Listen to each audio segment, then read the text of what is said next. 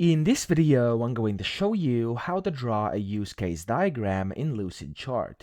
So there's actually a few ways to do this. The first one is using these templates over here. You can go and just search for a template, like for example, use case diagram like that, and you'll be able to see a bunch of different things in here. You could go and kind of preview any of these, and then you could use them in case any of these will help you with building your use case diagram. If that's not what you're looking for, you could also start from scratch. You could click on shapes over here, and you could go and search up top, and you could just type in use case diagram or whatever you want to do here, and then it's going to give you like a bunch of different things you can put on. You can just drag and drop these like that. You could go and of course put on like different actors over here. You can put in different classes, stuff like that, and you can generate and create your own use case diagram this way. Of course, you could go like online to get some inspiration. Maybe you could use like ChatGPT to get like an idea of how to do this, etc.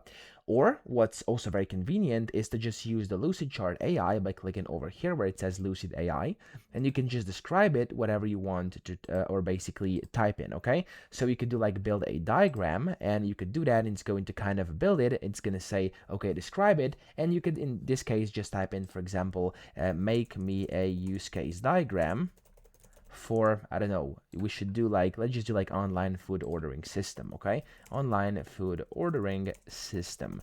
And whenever you do that, it's going to start over here analyzing the details, and it's going to say figuring it out. Usually, it literally takes less than like 20 seconds or half a minute, and this is going to get generated and popped on directly onto your canvas over here. And what's great is whenever it's generated, it's not actually like an and diagram. You could go and use AI to actually add more things, to remove things. You could go and use it to essentially change something. You could go and of course change things manually just like this. You could literally go and drag them around. You'll see within a few seconds when this actually loads in. There we go. We have ourselves a diagram, so a use case diagram, and it's actually very, very detailed and nice. And now I can just go and, for example, just basically move things around, delete different things if I don't want them anymore. I could go and change them, etc. So that's basically how to do this. I hope this video helped you out. If it did, please subscribe to the channel and help me out as well.